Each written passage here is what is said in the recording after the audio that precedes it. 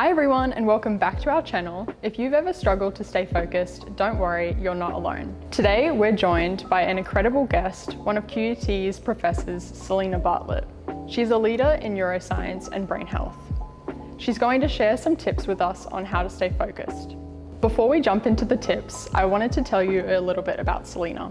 She's a neuroscientist, professor, and award-winning researcher. She's written over 100 research articles, 3 books, and even given a TEDx talk on neuroplasticity. Okay, so if we want to boost our focus, should we watch some Netflix or take a nap? I'm taking a nap! You want to take a nap?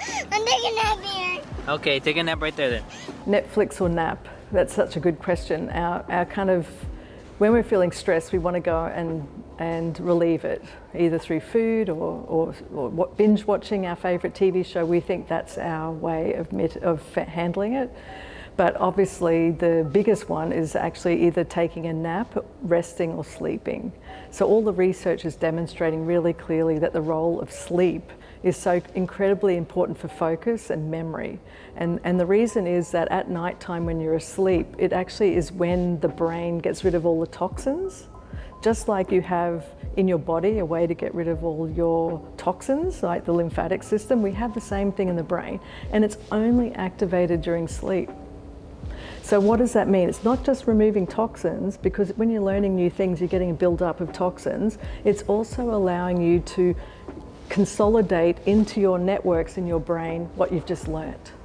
Just try for one time, when you can notice, oh, I'm stressed, I just want to binge watch my favourite show. Just try not doing that and try sleeping. So movement and sleep aren't just nice to haves, they're study power-ups.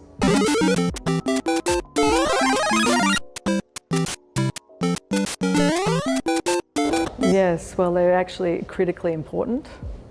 You need your body moving. We're built for movement because we're a social species, but we're also come from an animal kingdom through evolution. So our body's designed for moving. The brain needs movement, and not just to make you feel good or for fitness, it's actually to keep your brain strong. So the more you combine the brain and the body together, you're getting a double whammy for learning. It's actually improving your ability to remember, and also it improves your ability to focus, right? Because it calms down the stress hormones and allows you to think more clearly. Be honest with me, how bad is my banana bread and iced lattes for me?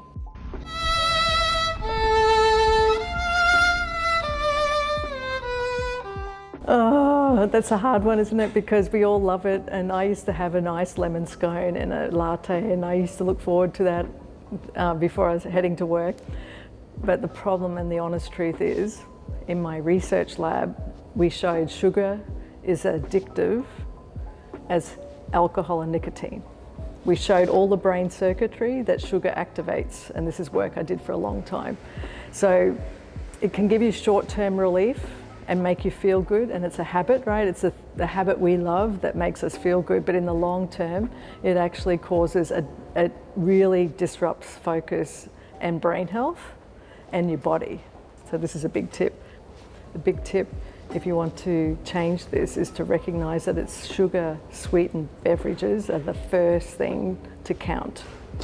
So if you can reduce one of them, like say a can of whatever it is that you like to drink, or bubble teas and all sorts of things that people are now getting upsized, if we can reduce them by 1 a day, that will have a big impact on your focus and productivity. Screens are everywhere for uni life. How do we stop them from wrecking our focus? Okay, we are cooked.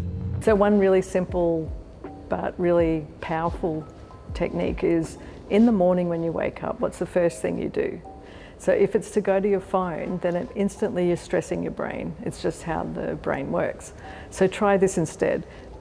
Look out the window, keep your eyes kind of straight, but take in a wide view, a panoramic view. And then if you can, immediately go outside and exercise, or think about what you're going to eat. And these little moments, spend that time in the first thing in the morning rather than scrolling on your phone, because what happens in that moment, and it's really hard to do, It's stressing your brain because you're narrowing your view. So just from a pure science, neuroscience perspective, as soon as you narrow your view, the visual neural circuitry instantly upregulates your stress pathways. So what's the first thing to do is to do the opposite, right? Don't narrow your view, widen your view, and don't sit there scrolling, because that's what leads to instant stress. So it's another really big tip for improving our focus and managing our stress, because one, will be very proud of ourselves that we said no to ourselves. It's the most potent thing you can do for your brain health, is learning how to say no to yourself.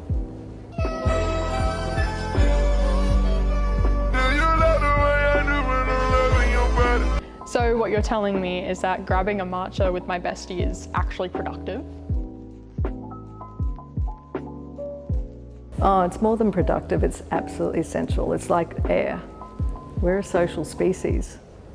50% of our brain is dedicated to social cognition.